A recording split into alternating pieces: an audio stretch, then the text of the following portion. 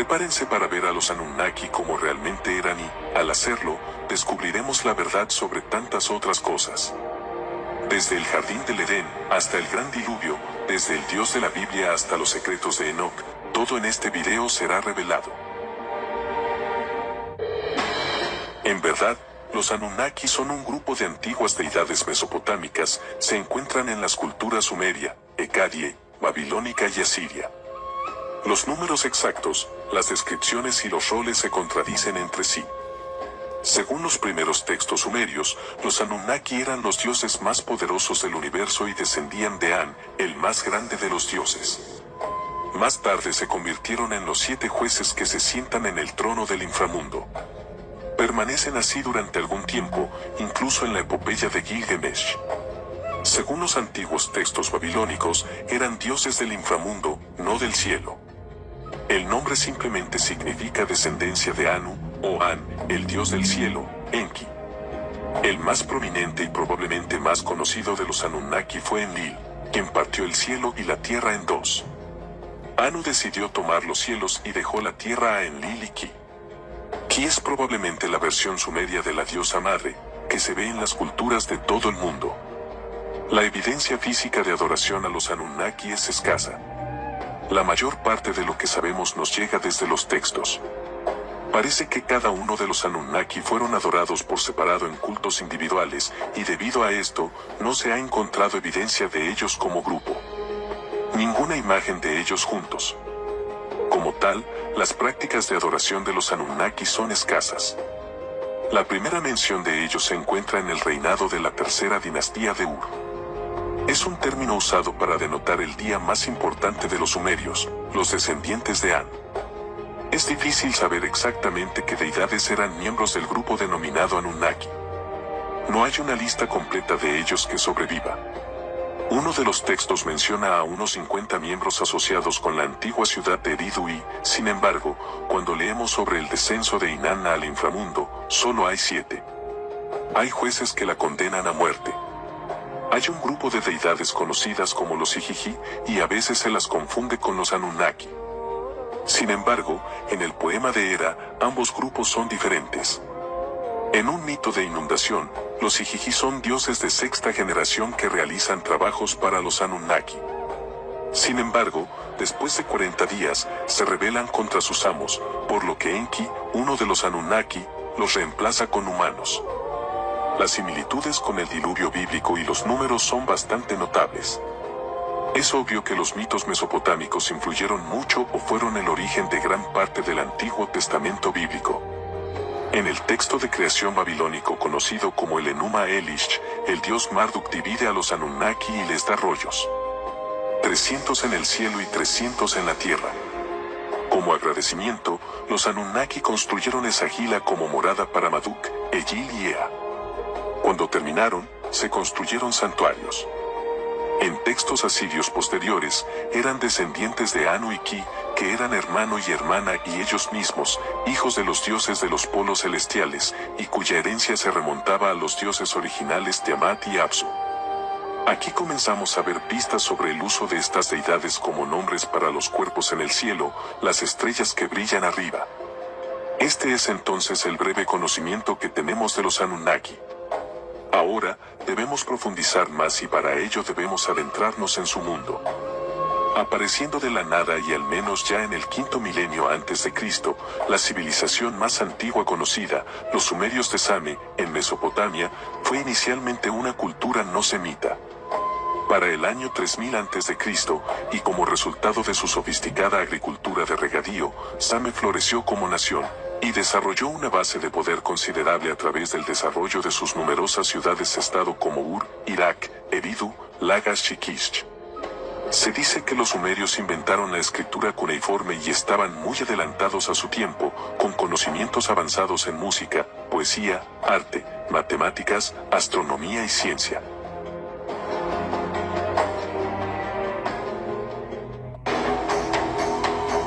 Para los antiguos sumerios la música era una herramienta que les ayudaba a describir el cosmos. Los sumerios fueron conquistados más tarde por sus rivales a largo plazo, los acadios bajo Sargón. Los acadios eran un pueblo semítico cuya ciudad Akkad era su capital. Después del 2000 a.C., Sumeria Akkad declinó como nación y luego fue absorbida por los imperios en expansión de Babilonia y Asiria. En el mito de la creación sumeria, los ángeles conocidos como Anunna, Anunnaki o grandes hijos de Anu, fueron los fundadores de su cultura. Los nombres Ángel, Anunnaki y Anakim tienen mucho en común. Son indicativos de los antepasados antiguos que trajeron los secretos al resto del mundo. Curiosamente, Anunnaki es fonéticamente similar al hebreo Anakim, la raza gigante que apareció en la historia más tarde, y también a Angakok, el chamán de Groenlandia a Alaska.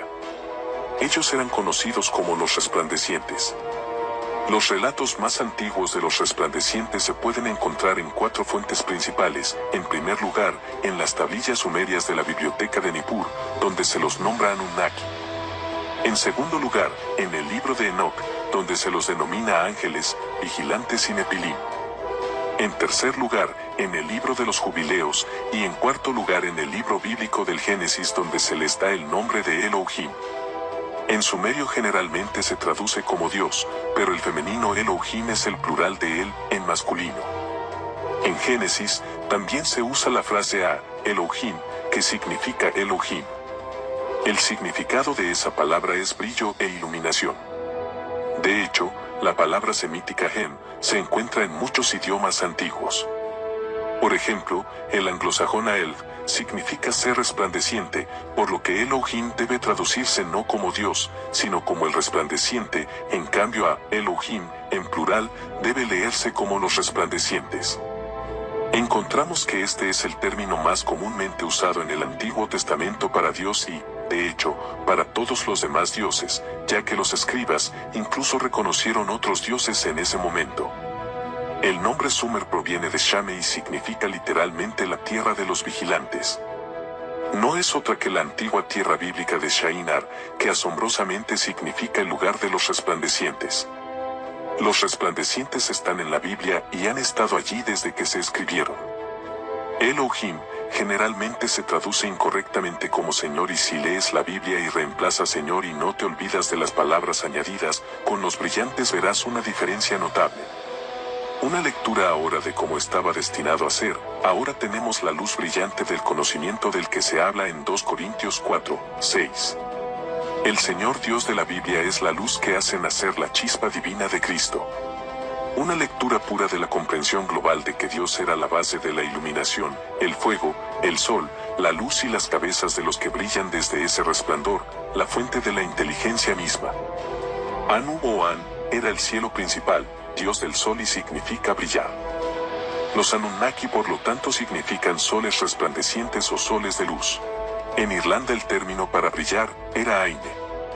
Puede haber una conexión aquí con los brillantes de Irlanda y la serpiente que San Patricio había sacado de la isla Esmeralda. Además, hay una tribu seminómada que adora a los osos en Japón conocida como Anu. Los Anu parecen caucásicos con cabezas redondas, piel blanca, cabello grueso y ondulado y ojos grises o azules. Se dice que los Anu han estado viviendo en muchas de las islas de Japón como Okinawa durante más de 7.000 años, y se dice que los Anu comparten una similitud lingüística con los vascos que viven en los Pirineos, las montañas que limitan con España y Francia. También es interesante el hecho de que en estas regiones de Anu se han encontrado varios círculos de piedra con la piedra delgada y vertical en el centro, similar a los que se encuentran en las Islas Británicas y en otros lugares. Estos Anunnaki, o resplandecientes, eran personas cultural y técnicamente avanzadas, que se asentaron en un valle montañoso en el Medio Oriente alrededor del 8200 a.C., y como su principal preocupación establecieron un centro agrícola que ahora conocemos como el Jardín del Edén, para la enseñanza y capacitación de los locales. Miembros de la tribu fueron descritos como el semblante resplandeciente de los señores del cultivo elevados a dioses. Anu y su esposa Antu tuvieron 2 hijos. Enlil, el dios de la tormenta, gobernaba el aire y la atmósfera, y Enki, el agua. Enki es también el sabio maestro conocido como Ea, que condujo a los seres peces que venían del mar o incluso del otro lado del mar. Enki fue representado como una cabra con cola de pez, que se convirtió en el signo de Capricornio. Enki o Ea consorte era Damkina y sus hijos eran Marduk y Asarluí. Enlil, también conocido como Baal, y cuya ciudad patrona era Nippur, gobernó más tarde en nombre de Anu.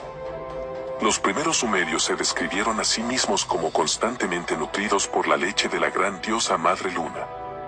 Los sirios la conocían como Atargatis, la sirena. El hijo de Endo y Nindo era el dios de la guerra, Mainet, también conocido como Nimrod. A diferencia de Horacio y como Osiris, se asoció con la constelación estelar de Orión. También tenemos Nana, quien era la diosa de la luna, y Yutu, el dios del sol, también conocido como Okmasis Shamash.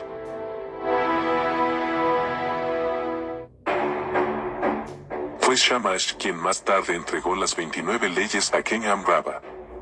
También está Inanna o Ishtar, que estaba asociada con Venus simbolizada por el pentáculo. El texto que tenemos sobre las deidades sumerias varía. De hecho, evolucionan con el tiempo, perdiendo parte de su historicidad a medida que se desarrolla la historia, lo que dificulta cada vez más ver los orígenes. Intentar aportar claridad a las historias de las deidades sumerias y mesopotámicas es como intentar aprender mandarín al revés.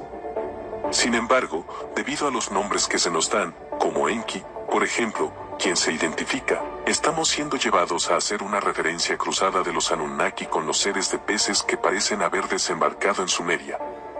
Todo, desde lugares como el Mar Rojo y el Golfo Pérsico, y en un tiempo algunos lugares que ahora se pierden en la antigüedad. De hecho, encontramos que ambos son la misma gente, y que los peces son también los Anunnaki, los brillantes, los dioses de Sumeria y los Elohim de la Biblia. Y cuando cruzamos estos seres peces con los dioses Nita bajo Chensu o Aku, y de quien se dice apareció en Egipto procedente de una isla sumergida, también hay que incluir los orígenes de la hindú Nage, deidad serpiente que también procedía de una isla perdida. Fácilmente se puede concluir que los resplandecientes de Sumeria, Egipto e India eran en realidad personas que llegaban de un Londres perdido o destruido.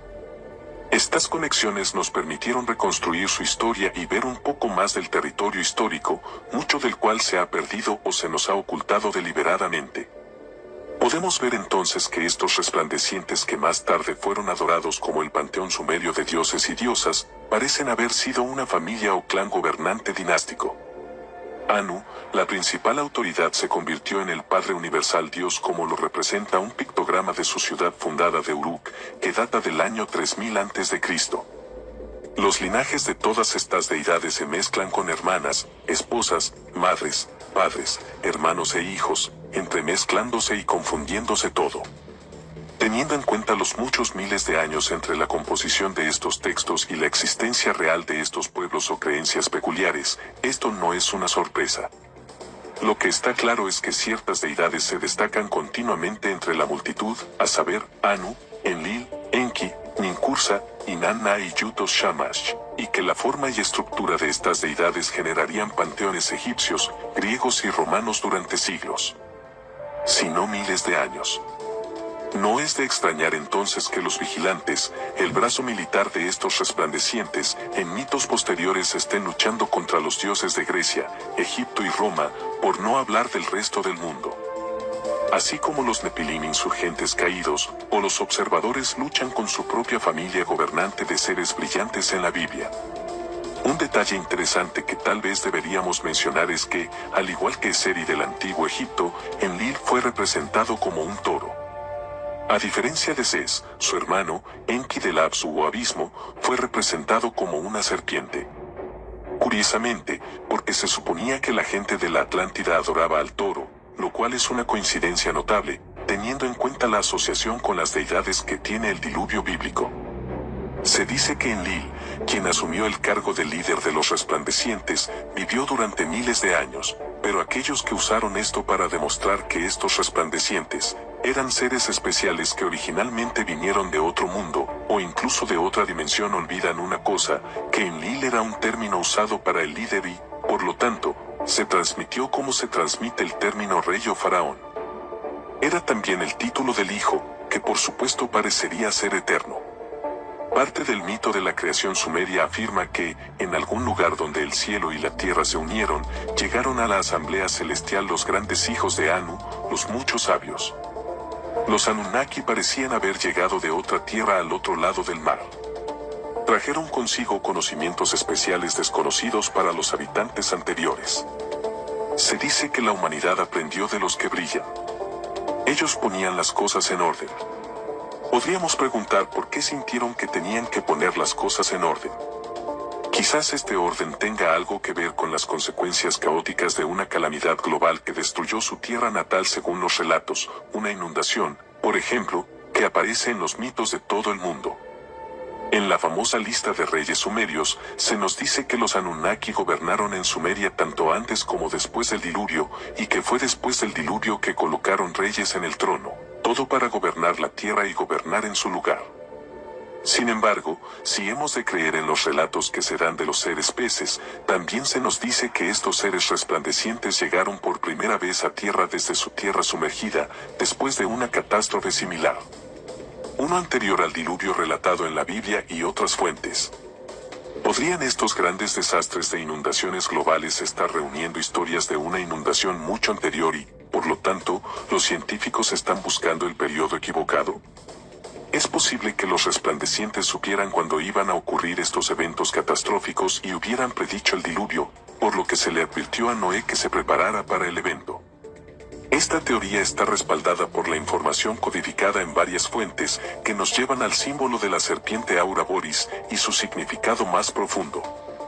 Es como si, de nuevo, estas personas tuvieran un conocimiento profundo de los ciclos y, en particular, del ciclo procesional de 25.800 años, que se creía que había comenzado con la inclinación de la Tierra desde su posición vertical. Parecería que se creía que estas catástrofes recurrentes estaban vinculadas al principio y al final del ciclo procesional, vinculadas al mismo evento que hizo que la Tierra se inclinara en primer lugar.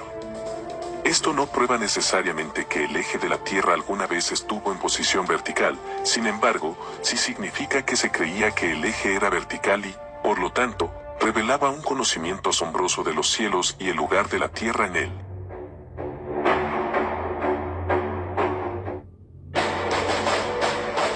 Hay evidencia de que el centro de la eclíptica, que era la morada del Dios Padre, ya que en realidad los antiguos egipcios lo llamaban Anu, así como el ojo de Ra. Además, los antiguos astrónomos de estos resplandecientes debieron creer que el ciclo procesional estaba vinculado con el propio ciclo de vida de la Tierra, o ciclo de reencarnación. Y así la Tierra siendo erguida traería una existencia más armoniosa y equilibrada. No más catástrofes globales, un ciclo sin nacimiento, muerte, renacimiento. En otras palabras, la Tierra como el hombre espiritual que busca salir del ciclo de la reencarnación, y todos los ciclos para el caso habrían sido vistos en la posición perfecta y la condición espiritual perfecta. También encontramos que estas personas también se denominan Igigi, que también era el nombre del rey después del diluvio. Los Igigi en ciertos textos parecen hacer el trabajo de los Anunnaki, mientras que en otros son iguales si se habla de ellos al mismo tiempo. En la epopeya de Anso, los Igigi son superiores en el sentido de que los Anunnaki son del Apsu, o de las profundidades. Esto, por supuesto, debe recordarnos las ideas hindúes de las deidades serpiente Nage, las cuales residen en las profundidades y no son menos sagradas por ello. En el relato sumerio, Ninlil, la señora de Cossack, la esposa del líder Enlil, pidió al Consejo de Siete que la creara en el Edén. Este es el mismo Edén o meseta que en el mito de la Biblia, y el Consejo de los Siete es lo mismo que los 7 arcángeles o mensajeros de la Biblia, que bajaron del cielo o de la montaña o del cielo cósmico. Los sumerios se refirieron al Edén como la morada de los justos. El árbol de la vida y el árbol del conocimiento que se encontraban en este jardín del Edén, son los secretos de los resplandecientes, secretos que permanecerán con ellos durante miles de años, para ser contados solo al chamán más alto y poderoso, el sacerdote, avatar o profeta. En sus trances oníricos, el chamán vio y experimentó el árbol que los llevó al cielo, que más tarde se convirtió en el árbol de la vida en el sistema de la cábala hebrea y como si reflejara los 7 niveles de chakras de la columna vertebral humana y los procesos involucrados con el propio acceso. Según el conocimiento interior, los sumerios construyeron sus torres o sigurats con 7 niveles. Como intentos de construir más cerca del cielo para hacer como las montañas y unirlas con la tierra como en el sueño de la escalera de Jacob. Se dice que estas resplandecientes deidades también vivían en lo alto del zigurat o pirámide, en la gran casa. Ahora sabemos lo que la escalera y estos templos realmente representan simbólicamente, pero ¿era la escalera de Jacob una construcción similar en algún lugar del cercano oriente? Jacob era de hecho el padre de las 12 tribus, y como tal el padre del zodiaco. El primer hijo de Rubén, Jacob, fue Acuario, de ahí la razón por la que era tan inestable como el agua. Simeón y Leví eran los hermanos y por lo tanto Géminis. Judá es Leo, y Zabulón es Libra, el barco, Dios es Piscis. En que es una inversión de la serpiente pez Dios Dak asociado con Dagón y Anki. Dan era de la tribu de las serpientes y la víbora en el camino que cae hacia atrás en el solsticio de invierno, lo que significa que es Capricornio. Este es el mismo que el posterior Daniel, otra vez, la serpiente brillante Capricornio que atraviesa los cielos. Ahora podemos ver que la mayoría de estos mitos e historias son meras transliteraciones de ideologías astroteológicas asociadas con el zodiaco y también con el ciclo procesional, que pueden usarse como medios para encontrar periodos relevantes en la historia. El ciclo procesional está íntimamente ligado a nuestro propio ciclo de vida, por lo que encontramos que muchos de estos epitafios dados a personas en la historia que pueden haber existido o no, son en realidad parte de un código. Esto muestra que los líderes posteriores y sus sacerdocios que eran espirituales y piadosos, y también expertos en astronomía, quienes estaban relacionados con la secta de los resplandecientes, e incluso recibieron su conocimiento y autoridad de los resplandecientes. Asociaron los resplandecientes con los cuerpos solares y celestes, los cuales sostenían. Los 7 resplandecientes o 7 sabios de diferentes culturas se convirtieron más tarde en dioses en hombres encarnados como hombres, solo para luego reunirse con el Padre Dios después de la muerte. Este es básicamente el mito cristiano. Son los cuerpos celestes que se escriben en forma humana, un panteón de 7 y se corresponden con los 7 planetas en los cielos. La frase donde se unen el cielo y la tierra es simbólica de las montañas sagradas, y esto nos da la pista de que esto podría estar en algún lugar con impresionantes montañas celestiales como el Tíbet, tal vez incluso los zigurats de Mesopotamia, o incluso las pirámides de Gizeh, ya que las construcciones del templo se basan en la montaña del mundo chamánico. Podemos ver entonces que muchos de los detalles incluidos en las historias relacionadas con las actividades de estos resplandecientes están realmente basados en estos movimientos astroteológicos, los cuales ellos entendieron en gran medida, y han sido codificados en estos mitos e historias como un medio para preservar este conocimiento, y también transmitir este proceso a aquellos que pudieran entenderlo.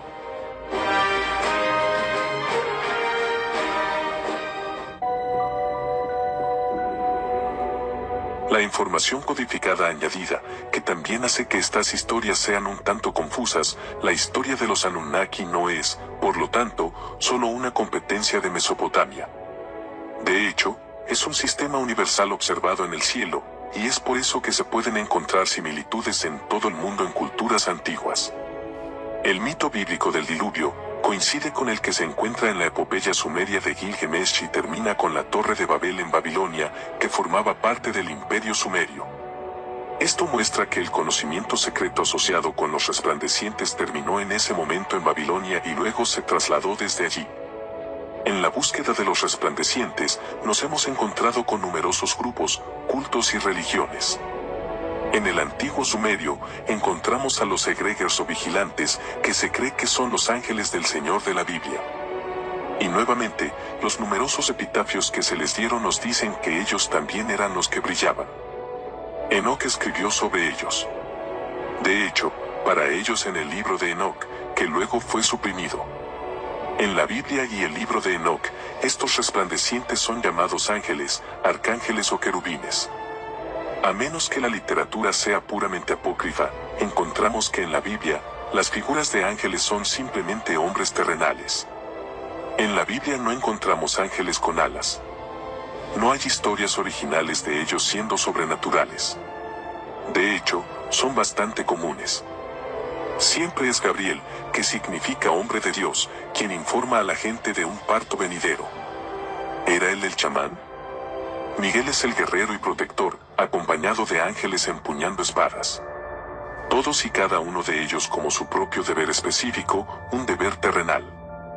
Personas con títulos angelicales como mensajeros y embajadores de Dios, al igual que los primeros chamanes. El título querubines significa exiliados y podría ser un indicio del origen de los ángeles. Quizá les ordenaron marcharse a algún lugar por no conformarse, quizá al Edén, donde antes habían sido los vigilantes o guardianes del guardián. En Génesis 4:16, la tierra de Nod es simbólica también del pueblo de Israel. Como Nod significa errante, no es una gran extrapolación suponer que el sacerdocio también era errante. Otro ejemplo de títulos simbólicos es el de Enoc, que significa consagrado. Cuando Caín y su esposa dieron a luz a Enoc y construyeron una ciudad llamada Enoc, tenemos al pueblo de Caín consagrado ante Dios. Enoc, el consagrado, escribiría más tarde la historia de estos errantes caídos que se extendieron por todo el mundo como los grandes resplandecientes, enseñando, midiendo y construyendo los monumentos antiguos más misteriosos del mundo. Por supuesto, no debemos olvidarnos de los serafines de los números 21, 6 y demás. Estos no son seres místicos. Tienen manos, cara, piernas, pero tienen poderes de Dios porque están en la luz y tienen las alas simbólicas del chamán primitivo, el ave de vuelo, la habilidad de volar en trance de tiempo de sueño. El nombre significa brillantes o serpientes ardientes. Son seres iluminados por el poder de la serpiente. La literatura judía mística nos dice que los ángeles pueden volar, decir el futuro, cambiar de forma, hablar hebreo y son emanaciones de la luz divina brillante. En el Antiguo Testamento, Dios es indistinguible del ángel o mensajero conocido como Yahvé. Tiene el mismo aspecto y actúa como su representante. No hay diferencia aquí con la práctica babilónica, egipcia y chamánica. En el Nuevo Testamento, los ángeles de hecho toman parte en el juicio al final de los tiempos. Alternativamente, pueden ser aquellos que experimentaron la iluminación y luego cayeron de la gracia. Se nos dice que los nefilim o vigilantes comenzaron a mezclarse con los indígenas. Estos eran los ángeles que parecían haber sido el brazo militar de los resplandecientes y que inicialmente fueron empleados para custodiar el jardín del Edén. Y aconteció que cuando se multiplicaron los hijos de los hombres, que en aquellos días les nacieron hijas hermosas y serenas y los ángeles, los hijos del cielo las vieron y las desearon y se dijeron unos a otros, ven a mí, escogámonos esposas de entre los hijos de los hombres y engendremos hijos. Y Samjasa, que era su líder, les dijo, me temo que en verdad no aceptarán hacer este acto y yo solo tendré que pagar la pena de un gran pecado. Y todos le respondieron y dijeron, hagamos todos un juramento y comprometámonos todos por implicaciones mutuas a no abandonar este plan, sino a hacer esto. Entonces juran todos juntos y se obligan por implicaciones mutuas sobre ello. De esta unión se produjo una raza híbrida, una raza de gigantes, según nos cuentan. Y todos los demás juntamente con ellos, tomaron para sí esposas y cada uno escogió para sí una y comenzaron a entrar en ellas y a mezclarse con ellas. Les enseñaron amuletos y encantamientos y el corte de raíces, les enseñaron plantas y quedaron embarazadas y engendraron grandes gigantes cuya altura era 900 metros, los cuales consumieron todas las adquisiciones de los hombres. Y cuando los hombres ya no pudieron sostenerlos, los gigantes se volvieron contra ellos y devoraron a los de su especie, y comenzaron a pecar contra las aves y las bestias, los reptiles y los peces, y a devorarse la carne unos a otros y beber la sangre. Y entonces la tierra puso acusaciones contra los inicuos.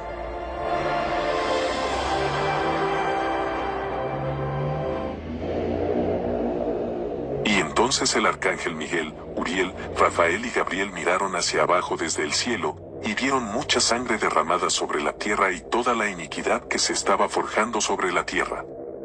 Estos insurgentes también les transmitieron conocimientos y les enseñaron el combate y la fabricación de armas.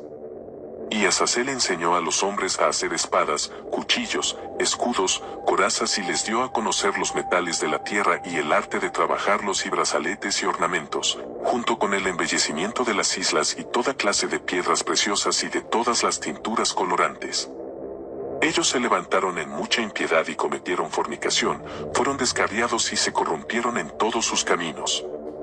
Samhasa enseñó encantamientos y esquejes de raíces, Armorus, la resolución de encantamientos, Barchel enseñó astrología, Cocobel las constelaciones, Akrawi los signos de la tierra, Chamsel los signos del sol y Sario, el curso de la luna. Y a medida que los hombres perecían, lloraban y su grito subía al cielo y todo esto se veía como una violación al conjunto de leyes establecidas por los resplandecientes que estaban poseídos por su conocimiento. Dicen que lo ha hecho Azazel, quien ha enseñado toda injusticia en la tierra y ha revelado los secretos eternos que fueron preservados en el cielo, que los hombres se esforzaban por aprender y Samhasa a quien le has dado autoridad para llevar a todos sus asociados. Y se han ido a las hijas de los hombres sobre la tierra y se han acostado con las mujeres, se han contaminado y les han revelado toda clase de pecados. Las mujeres han dado a luz gigantes y por eso toda la tierra se ha llenado de sangre e injusticia. Enoc, un escriba que fue instruido por los resplandecientes, fue entonces empleado como mensajero o intermediario entre los resplandecientes, y estos caídos que habían decidido abandonar su divinidad para vivir entre las tribus del hombre. Luego, Enoc fue enviado a decirles a los insurgentes que se les había dictado una sentencia severa y que pronto serían castigados. En resumen, el castigo enviado es el diluvio. Es como si los resplandecientes quisieran lavar los pecados de la tierra que habían creado los suyos, los caídos. En la Biblia se nos dice que Dios, o más bien los dioses conocidos como Elohim, le hablaron a Noé diciéndole que las estaciones de verano e invierno serían más extremas a partir del diluvio. Esto apoya y es apoyado a su vez por el libro de Enoc, que dice como en aquellos días Noé vio que la tierra se había hundido y que la destrucción estaba cerca. Y él dijo, decime lo que está pasando sobre la tierra porque la tierra se fatiga y se estremece violentamente. En la versión King James de la Biblia, encontramos esto, he aquí, el Señor vacía la tierra y la devasta y la trastorna y dispersa a sus habitantes. La tierra se tambaleará de un lado a otro como un borracho. En el Salmo 68 versículo 8, está escrito, la tierra tembló, sus cielos también cayeron ante la presencia de Dios. E incluso el mismo Sinaí se conmovió ante la presencia de Dios. La caída del cielo significaría que para los observadores en la región del Sinaí, la tierra debajo de sus pies se inclinaba relativamente hacia arriba y hacia el norte. En su libro escrito, Platón describe una terrible catástrofe en la que la tierra se movió hacia adelante y hacia atrás y nuevamente hacia la derecha y hacia la izquierda, hacia arriba y hacia abajo, vagando en todas direcciones en las 6 direcciones. Pero como ahora han reconocido muchos eruditos e investigadores, se dice que el Dios de la Biblia y sus ángeles son los sumerios Anim y sus hijos, un séquito, los Anunnaki o seres resplandecientes que, según se informa, aterrizaron en Mesopotamia y allí crearon el jardín del Edén. Así que ahora debemos sacar una conclusión. Cuando comenzamos por primera vez en esta tarea de descubrir a los Anunnaki, encontramos una serie de historias complejas y desconcertantes que parecían tener poco sentido. Lentamente hemos separado los nombres, lugares y mitos para revelar algo muy simple. Hace muchos miles de años, ocurrió algo catastrófico y un pueblo sabio y muy informado huyó. Eventualmente aterrizaron en algún lugar de Mesopotamia donde se encontraron con un pueblo menos desarrollado. La civilización surgió cuando la gente nueva enseñó a su gente nueva cómo construir, matemáticas, astronomía, agricultura y mucho más. Su sabiduría era tan grande que generaciones posteriores los llamarían dioses y ángeles. Habían descendido de la resplandeciente hueste celestial, pero las divisiones se establecieron a medida que las dos culturas se reproducían y hacían que la línea de sangre fuera menos pura. Los observadores que se habían vuelto malos y los brillantes que no eran felices.